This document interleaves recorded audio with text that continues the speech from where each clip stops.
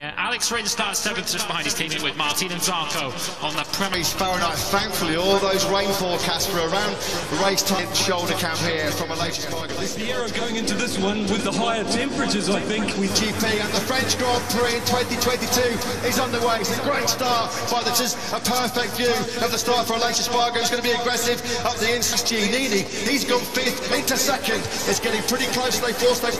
So Aleix Espargaro now at the inside of Fabio Quartararo. Then it's not been the start. They've got the dream launch of 2nd on the grid. It's an old Ducati top 3 exact going into this French Grand Prix. Miller from Bastianini, Bagnaia 3rd. So easily done with a new front tyre and a full fuel tank as Quartararo number 12. Nakagami though gets hung out to dry on the outside. Marc Marquez back in 8th place. That was a tough move for lap 1 of the Grand Prix from Taka Nakagami. Oh, that was really aggressive. Taka Nakagami gets properly pushed. Larko tries to recover lost place at the start as well.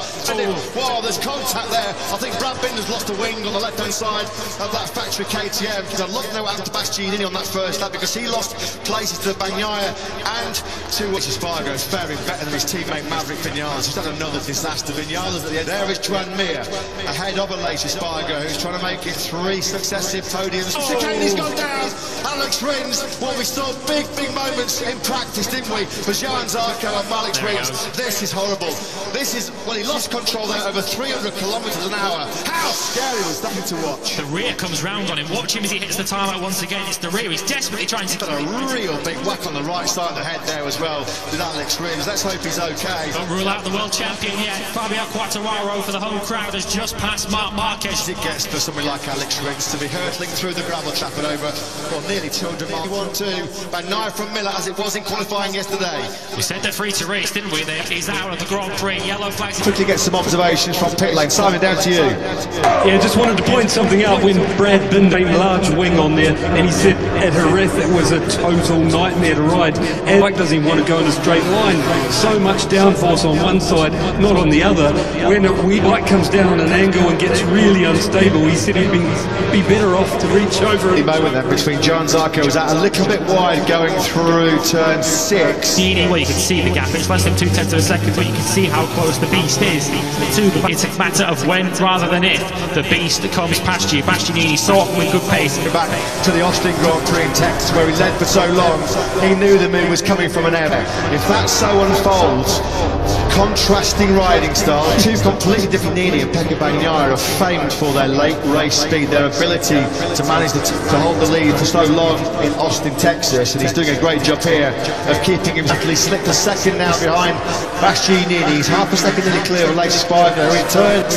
Personal best lap for the other Frenchman, of course, in the field. Johan Zarco running in 8th position. Jorge Martin has not made any progress from the grid position that he started from. He's down in winglet missing. Bastianini though looking very close now to Miller. Miller though good on the brakes, able to hold. Overtaking opportunities, but nowadays in MotoGP with the extra downforce, overtake safely in MotoGP, it's really difficult just to get alongside somebody. Miller, Bastianini, Mir, Aleix Espargaro and Quartararo to find their way through to race for the leading trio.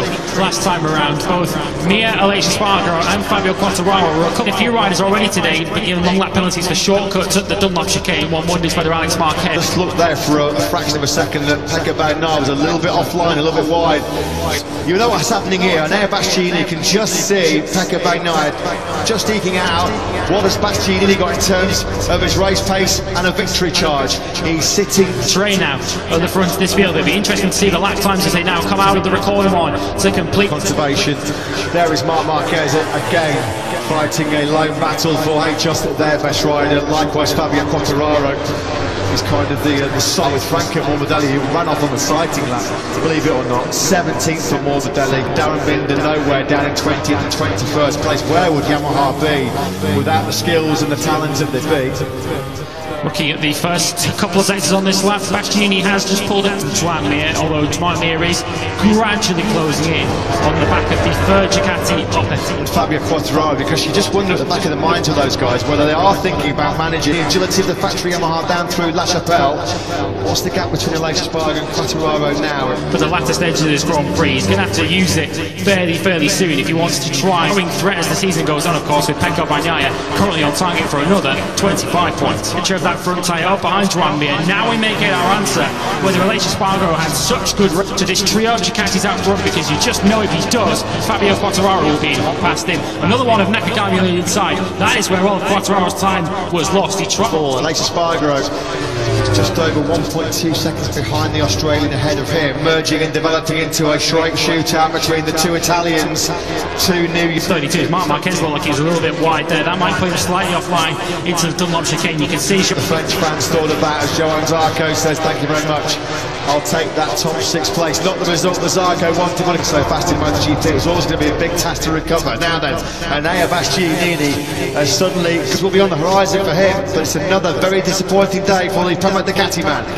Before, of course, cast your minds back to the Austin Grand Prix, as Matt mentioned, Jack Miller was the rider that opted for the medium front tyre, having initially opted for the Joan Zarco in front of his home crowd in 6th place, and Jorge Martin down and out again from a battle between Bagnaia and Bastianini. Will the beast prevail? Peckerback's done here in Le Mans.